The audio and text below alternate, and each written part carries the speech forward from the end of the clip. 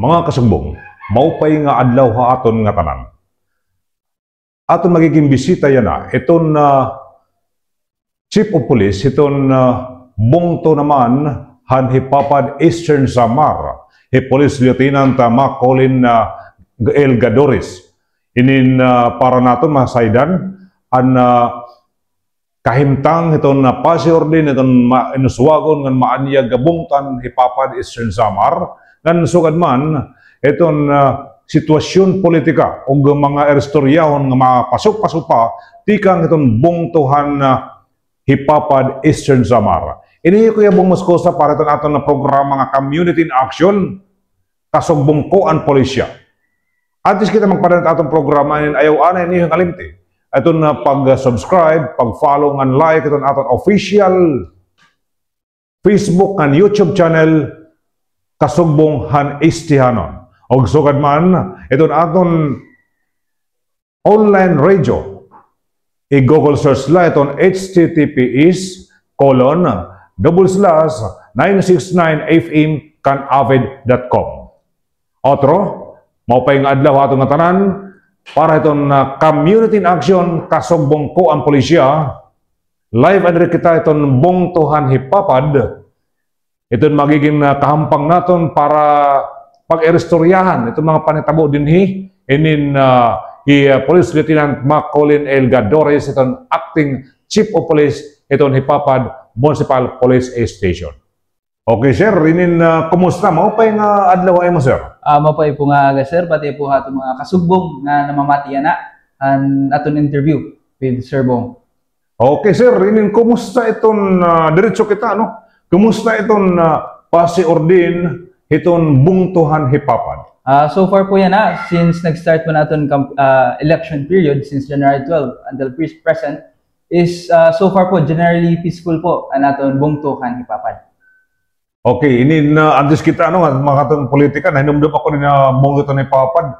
May ada ba din mga tourist destination masadang kantuon or mga lugar na kung pwede bisitahon itong atong mga residente, local man, ngan international?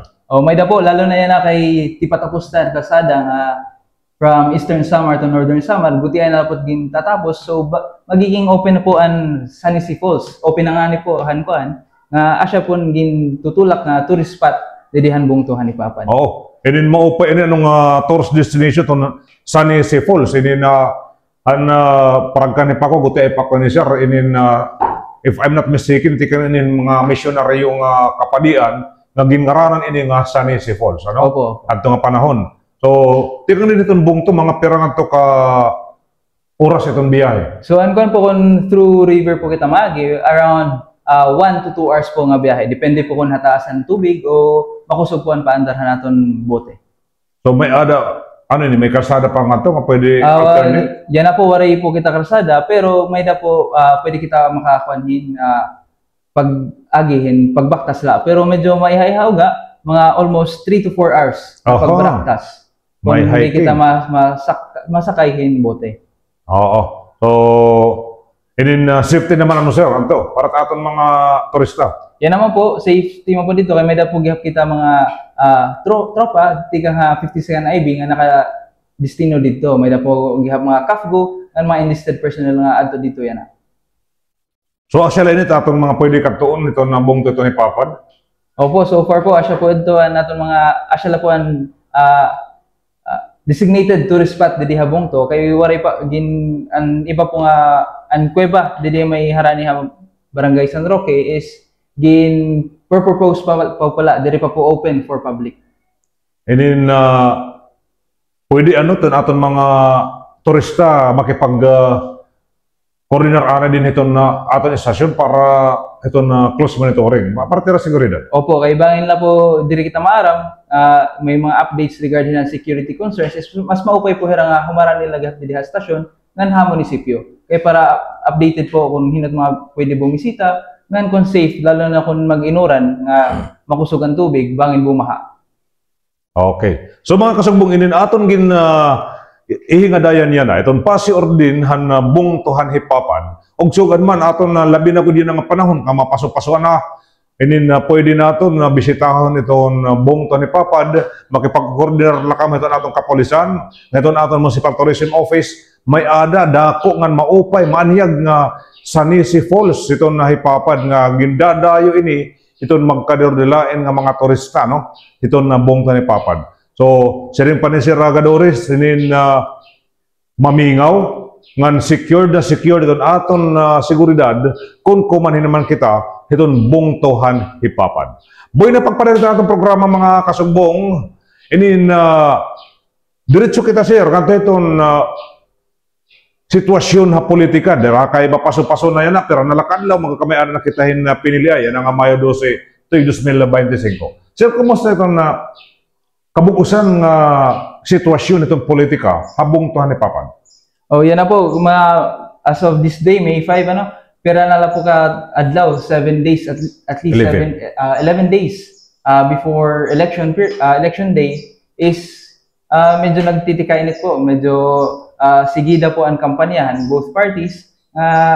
Asya po gihapan karuyag namon as per guidance with our Chief PNP and our Provincial Director, Police Colonel Ernesto Macased, is mag-provide po kami in perimeter security para pohan mga kandidato ta nga nagkakampanya po habang kada barangay.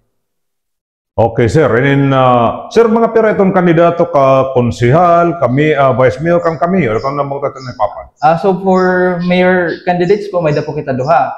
For vice mayor naman po, may da po gihap duha. And for konsihal, may da po total of 16 candidates. Hindi po habong tuhan ni Papa. So, both parties, may both parties po, kompleto po hera. So, a total of 20 candidates po, nato niya nga tiabot nga election. Waray ba kita mga kandidato nga daigbaw? Yan na po, waray po dili ha aton bungto, nga kandidato ha igbaw nga posisyon. Okay. So far, sining mong pa kanina, nagpro-provide security, nga tanan nga partido, ito na atong kapulisan. Opo, sir. Tanan po nga, regardless po kung incumbent nga na mga bago pa lang na nadalagan niya na is na-provide po kami. Kaya para gihap security concerns, security management naton mga candidates, pati seguridad na gihap naton community. So para po diri inahiramadlok nga pag-attend o paminaw kung may da mas gathering diri aton bungto. Okay. So ada kita itong atong kapulisan, waray pinipili nga kandidato. Parehas. Tanan po, kung hinot maaron security, maskin yan na po nga ni, waray, maskin dirihara na represent security, as long as may da campaign, nahatag po kami diretso in personnel para po magkamay dahil perimeter security and police presence during the campaign. Okay, sir. During itong mga campaign, may ada ba natin mga naobserbaran nga mga nag-uupod-upod nga na kaparte, itong siya nga kandidato sa grupo, tinatawag nila nga mga EDCAM or mga security? So, yan ang po kayo, may daman mag-inupot, di talaga makakalikayan, nga may urupod ito, di natin yan iba, di rin natin kilala, pero pupursiga po talaga ang kapulisan na i-validate, tas kilalanon nga tanan ng tao dida, kaya para mapugnan natin kung ano man nga ng mga kasupak o mga karaot nga mananabo, simbako. So asya po nga asya dida permen kapulisan para makuan talaga nga sense of security dirilahan mga kandidato pati nahan mga tao nga namamati hanera kampanya. Okay, so waray kita ini nga presensya. So far po waray po kita mga presence nga reported nga may mga private armed groups o kung hamon pa PAGs nga adi ha atong bungto.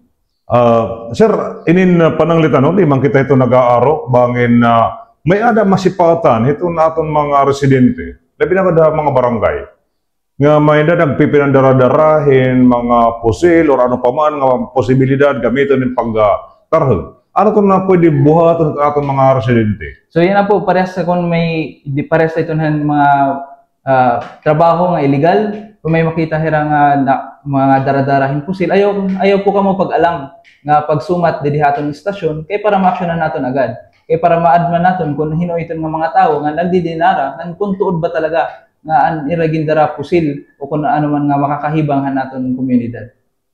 So paagi pinago sir, may pwede man nato may hatag itong hotline itong Hipapad Police para itiba pwede mang text, pwede mang Facebook, pwede ko man ito na istasyon naton. Opo. Ang police station po na ni Papad, makakontak ni mo haduha nga paagi. May da po anuna, ang Facebook page po nato nga Hipapad Police. Nga always welcome po ano yung messages and very active po ang naton personnel pag-reply niyo concerns nga ang mga messages dida haton FB page. Ang hotline man po ni Papad MPS and smart la po kay asya la po may da available nga network signal didihan bungtuhan ni Papad. So ang naruyag po pag-contact pwede niyo i-save adi nga number nga smart 0948-337-2085. Utuhon ko po 0948-337-2085. Okay, anon para ini sir iton aton mga presidente nga maida nira maobserbaran nga diri maupay dito barangay pwede diretso ano ani. Sige po, pwede diretso la po kamo pagkontak amon kay open po permi ito nga hotline kay para haaton talaga ito nga madagmit niyo ma-communicate ano yung concerns didihan bungto naton. Hinin makakasiguro ba hira sir iton seguridad kung pananglit paghatag ira impormasyon nga niya aton istasyon. Asya po gyapon makaya na dito na mga nakastorya ko didi nga mga members na naton community nga sir paano man kung mag-report kami di ba kami madadamay kay lalo na nga irigusala kapamilya. So ana kon permiya ka na era sir ma'am ayaw ko makabalaka kay kung magre-report kamo kami na di ma-divulge aniyo pagkatao aniyo ngaran kay through validation and investigation kung mapapatuoran nga may sala o may kasayupan diri talaga hirama involved. So asya po dito. Rest assured po nga kung mag-contact ka hamon at maghatag informasyon is magiging it will remain anonymous po. Okay. Aro rin kaklarado ng mga kasagbong. Yun itong pagkipagsumpayan itong polis ka itong mga residente para magkamay-ada kita in kami ngawa nitong aton na lugar. Nga niya na inin pakli kita nga dito na mag-init nga mga mapaso-paso pa nga mga issue din itong bungtan ni Papad. Sir, inin kanto kita itong pagsarang itong mga fake news, ano? Nga na, di na pala nakalabay nga mga adlaw, inin naging hingadayan ha social media o mga mainstream media. Itong pag-isumpay itong usang statement, di kayo na sa kandidato din niya bungto ito ng Papad. So, ano atong maupay buhaton ni sir?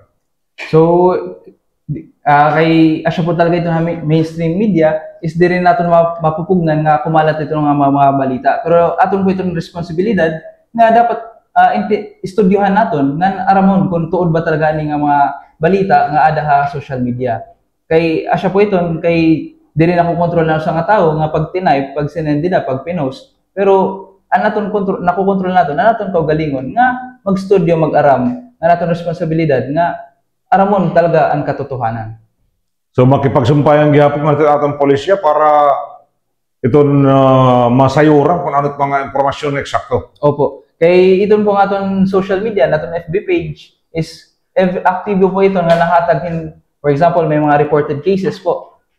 Binavalidate naman ito, tapos kung through investigation ma-advan naman nga dirituod, nagpo-post kami diretso nga kung ano talaga ang kamatuoran para hindi na gihap mag-alang ang aton komunidad. Okay. So, klarado daghapon nga kinahanglan may ada sumpayan ito naton komunidad ng aton polisya. Opo, kaya di po talaga nagiging effective ang polisya kundi rin na bulid ang aton community. So, asya po nga ito, community service-oriented policing po. Asya aton ginpupush na kind of policing dilihan naton bungto ni Papad. Okay. Hapag pada natin atong programa nga kasugbong ko ang polisya, Community in Action, kasugbong han istihanon. Ini kaya bang masgosay na padayon na nakikipaghimang raw, nakikipaghampang, itong atong gwapito nga police, chief of police itong bungto ni Papa di Police Lieutenant Macolin Gadores. Ini na siya rin pa, bago bungto ito ni Papa, na mga perparakat bulan sir nga mapat wala ka bulan po dide nga na serbisyohan naton bungtuhan ni Papa.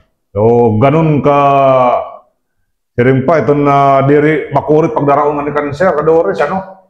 Madali po ako daupon kung may kinahanglan po kam pakadi always welcome po kamo di datong station kay para ma-aksyonan po naton ito yung mga concerns. Sige. Pagparin natin na programa ng Community in Action kasugbong ko ang Polisia, kumanto naman kita itong mga isyu gihapon na ating giprepararan bangin man lang mahitabo itong mga bungto, ito ni Sir Samar. Sir, nato kita itong mga eristoryahon, parte itong vote selling, vote buying, and abuse of visitan resources. Kumusta itong bungto ito ni Papad, partehin ng mga eristoryahon? Okay po. So far po, wala po reported cases. Pero ang actions taken po ito, as per led by the COMELEC Commission, is naghimo po kita, nag-activate po kita in committee and kontrabigay. So ginpapamunuan po ito natin election officer, Sir Noel Liu, and members po ang PNP, AFP, DSWD, DILG, and other sectors po naton government. So kung may mga karuyag po ang mga concerns or mga nakita na nag-violate ni vote buying and vote selling, is pwede po kamo mag-report diretso amon mga opisina para ma-imbestigahan po ini ngan ma-filean maupay na kaso. Sir, so kadin ano nga mga aktibidad hindi nga tinatawag natin nga vote buying and vote selling?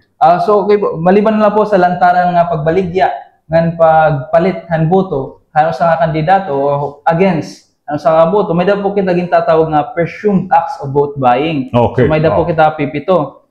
So ano na po may da pag-possess or pag-deliver han kwarta amounting to around 500,000 pesos with election paraphernalia. So pag may da kita incident o pangitaon nito na panabo, pwede kita mag-report ini ha aton opisina. So panduha po may da kita kikinuan nga may pila. For example po, may da di naton kuan, may da sa tagbalay dida, may da halabang nga pila, pero naghipihin na tagnayan kwarta, groceries o ano man anything of value nga pwede naton i-constitute to vote buying. Tapos urupod pa nga maghinatagin flyers or sample ballots. So usa po ito. Pantulo, mag-house to house campaign nga may daghap ginhinatag nga goods, kwarta o anything of value. Okay. So pangupat po may mga nag-held in games, bingo games, lottery nga gina-announce ang ngaran han politiko or labi na kung ang politiko or kandidato or ang supporter ang naghahatag ng premyo. Okay. So aside po ito, kung gina-held ito nga panabo sa nga lugar nga kita aniyang ngaran o posters ang kandidato. So panlima po ang gintatawag ta nga hakot system. Ang hakot na. Opo, asya po ito na reported dati nga nananabo nga 2 or more voting individual pwede na bumoto na ginpapasakay o gintatago dila balay, bawal na bawal po ito kasi kuan na po ito bagan constitutes to vote buying kay bangin asya na ito ng way nera para pagpalit kanimo boto. Okay. So, ang sunod po is ang pagpapasinsilyo in at least 20,000 pesos worth kanimo kwarta in any denomination po, be it 20 pesos, 50 pesos, 100, 500, 1,000. So, pero may da po kita exemptions, lalo po ito yung mga nananabaho, bangko, cashier, may tindahan, exempted po hera kay kinahanglan po talaga ito nera panadlaw-adlaw nga panrabaho. Pero so kung po mo may mga report kung may makita ka mga sugad nga mga insidente, panabo, ayaw po ka mo pag-atubili nga mag-report sa atong stasyon. So diri lang sir ito ni Papad pati gihapon ito ibang mga bungto nga may sugad dinhi nga mga aktibidades para diretso magdumuok ka kapulisan. Opo, ayaw po kang pag-alangan kay aaksyonan naton kay ang kapulisan po waray po ginpipili, waray gin papalampas nga kasupakan naton balaod. So, okay, sir. Sir, ano pa ito iba pa? Nga mga, kay maupay nga mga restoryaho natin yan, kay para itong nagkikita nga namamati, magkamay-ada hingiya, kung ano ba ini tinatawag nga vote selling, vote buying? Okay po. So, dagdag ko na lang po, before kita mag-proceed dito nga topic, is kung mapatunayan po nga nag-violate kita ito nga vote buying and vote selling, is may da po mga consequence ito na naton balaod. Una-una po ang imprisonment of at least 1 year to 6 years. So, ang panduha po naman po is ang disqualification to hold office, public office. So, di na pwede magtrabaho gobyerno. Di na po yan pwede magtrabaho sa gobyerno o mangampanya para makapwesto gyap sa gobyerno. Pangtulo po is ang pagkawara kanimo karapatan para bumoto. So dako po talaga ito nga kawalan. Dako nga trabahoon. Dako nga trabahoon, dako nga kawalan kung maka-violate po kita ito ng mga balaod particularly against vote buying and vote selling. Okay.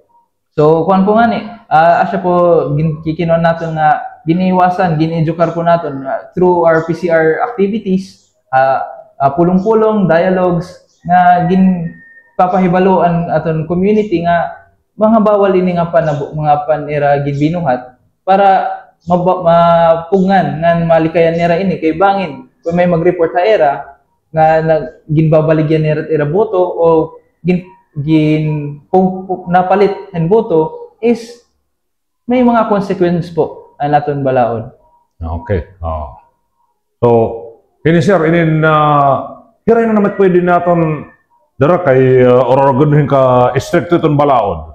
Ito nagbabaligya, nga napalit itong botos, o sukad man itong mga nasuporta nga magkamayadahin nga pamalit yung botos. Ini hiray na itong pwede ma-exempted or mahigawas, hindi nga kaso. So kung for example po, kasi kung may napalit, may nabaligya. Okay. So pero po, may po kita exemption ito na natin Omnibus Election Code nga pag it's either the vote buyer or the vote seller na mag-stand as witness na magpapatuod dito, pwede siya ma-exempt po kan mga consequence. Ito na imprisonment, nga pagkawalahan karapatan pagboto, nga disqualification. Pero dapat po talaga willingness niya to help and to para masulba participate na magiging witness ito nga insidente.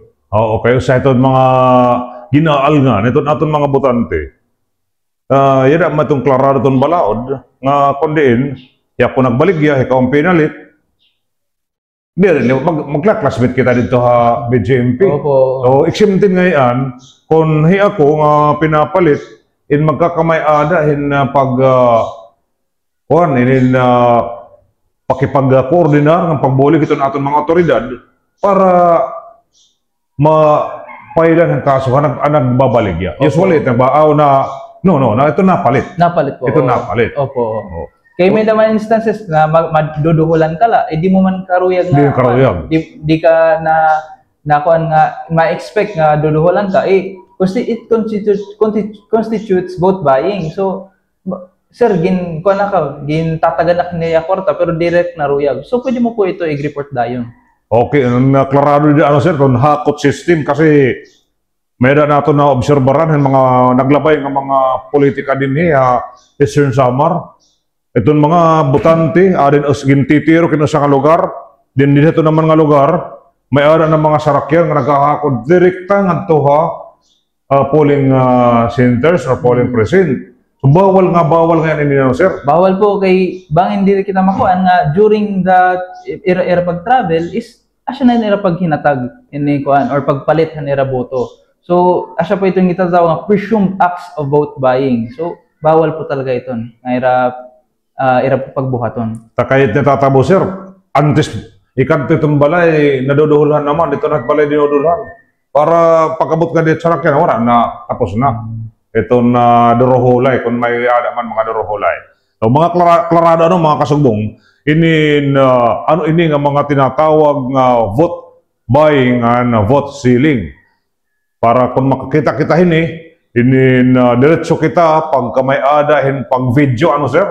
Opo. Mas maupay para mahimong ebidensya. Mas maupay po, nga ito nga makapag-video hira or makapag-present hirahin ebidensya. Tapos sumpayan diretso sa atong kapulisan para kamo update nato kumilik. Opo, oo. Okay.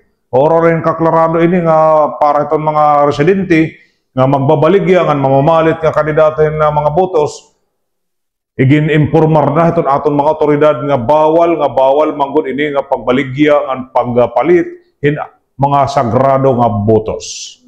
Ngan sir inin kapag ba atong programa ato natin na paghampang yan inin nganto kita sir itong mga preparasyon. Ano pa ba mga preparasyon? Ibang mga preparasyon ang ibubuhat itong ipapad pulis. Labi na gud pagkahisumpay, yan ang atidaraon nga Mayo 12 at 2025 nga national and local election.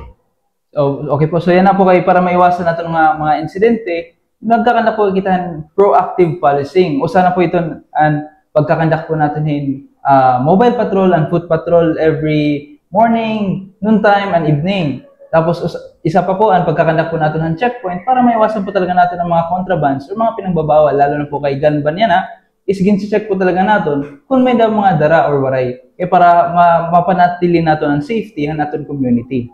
So may daw po kita ginatawag ng fixed parking kung nakikita po niyo di dahaton community, may daw po mga natambay dida ng kapulisan. Oho. So kung may daw po kamo concerns, ayaw po kamo pagdaw ka ira kay adangan ni hira para mabuligan po kamo. Lalo po yan kay summer vacation, damot estudyante, damot tawo. So ada po talaga hira para haton community. Oo, para ma-maintain itong kamurayawan itong aton na komunidad. Opo. Oo.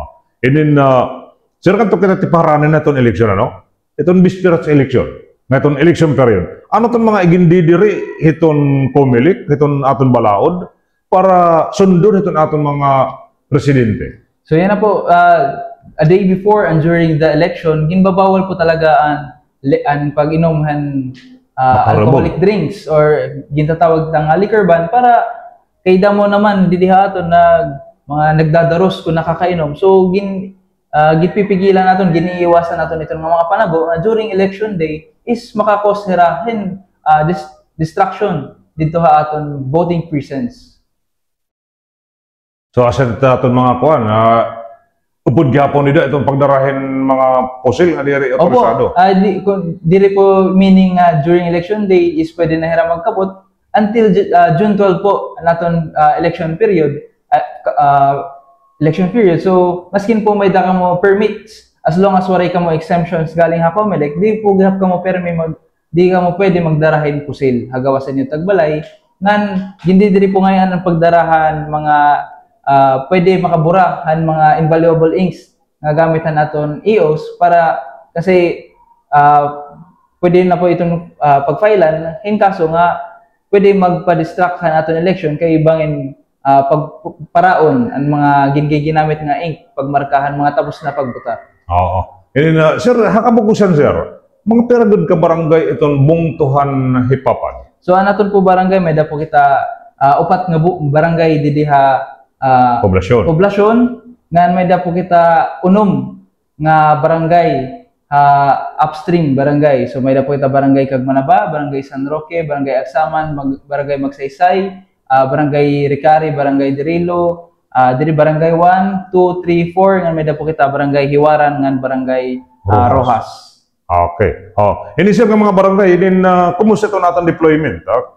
Kompleto ba? May ada ba kita sufisyente nga mga kapulisan o ano? May ada ba ini mga lugar nga kinakaptan itong aton Philippine Army? Yes po, may dapo kita division of assignments. So ang kapulisan po ni Papad may dapo ginkakaptan nga upat nga voting precincts. So upod na po ang barangay Hiwaran, barangay Rojas, barangay Mabuhay ngan ang mga voting center didiha poblasyon. And the rest naman po is hawak po and 6 voting precincts kay may mga clustered precincts po and upstream barangay. So may dapo 6 nga ginkakaptan na naton Philippine Army led by Captain Katuday and 52nd IB Charlie Company Commander. Okay. Inin nga mga waray bahin nga mga barangay tirigub para dito na sa nga barangay harapan motos or kada barangay ba ubos adto may ada inin mga counting machine ito mga botos. So far po tanan po nga barangay lalo na po ang upstream barangays is may da po kada barangay usa-usa nga barangay may da voting machines. Maliban na lang po didiha poblasyon nga ang barangay 1, 2, 3, 4 is may da po upat nga voting barangay 4 may da po duha nga voting precincts and the rest po lalo na mga dagko nga barangay is may da po more than 1 nga voting machines.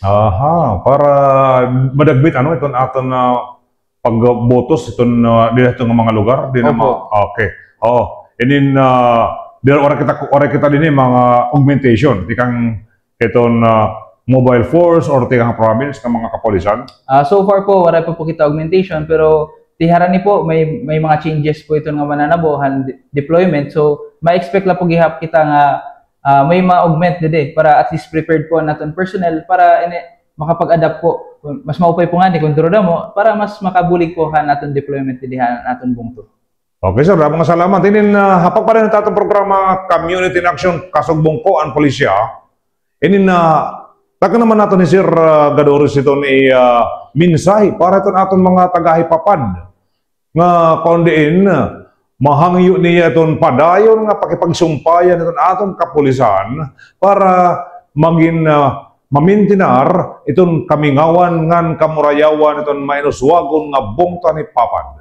Kung aga aton nga tanan, unang-una po gusto ko po magpasalamat lalo na po han katawhan didihan bungtuhan hipapad haniyo pag hatag hinda ko nga suportahan kapulisan han hipapad sa bugos po nga Eastern Samar usa po han hipapad han very peaceful nga bungto. So na-expect po nga dapat every hantod matapos po nga ading election is magiging peaceful la po an aton bungto. So yan na po kung ginaaghat ko po kamo nga kung may da po kamo concerns, gusto i-report, lalo maskin dire election related, as long as kinahanglan niyo hinbuligihan kapulisan, ayaw la po kamo pag-alang. Naghatag po kami among contact numbers and hotline ng PNP, ngan an Facebook page ang hipapad. So asya po to pag-contact la po kamo, ngan always welcome po kamo didiha among station regarding kung may mga concerns kamo an aton security or any concerns na pwede makabulig po ang aton kapulisan. Aman tang mga kasugbongan, paton pakipagimang raw kan Police Lieutenant Colin L. Gadores iton acting Chief of Police iton Hipapad Municipal Police Station habong iton Hipapad Eastern Samar. Iniyo kaya bung maskusay nagsisiring ngayog niyo nga ngalim diton pag-subscribe, follow and like iton aton official Facebook and YouTube channel Kasugbong han Istihanon. Og sugad man iton aton online radio, i-Google search la iton https://969fmcanave.co. Para iton aton padayon nga sumpayan iton aton mga kapulisan para maging mamingaw ngan mamurayo iton bungtuhan hipapad og sugad man iton bukos nga probinsya Sinirangan Samar. Inin padayon lang pagsunod, pag-aalin sa sunod, iton aton mga programa, iton aton online radio han https://969fmcanave.com. Maupay nga oras sa aton nga tanan, inihiyo ko yabong umuskusa live and direct tikang iton bungto han hipapad.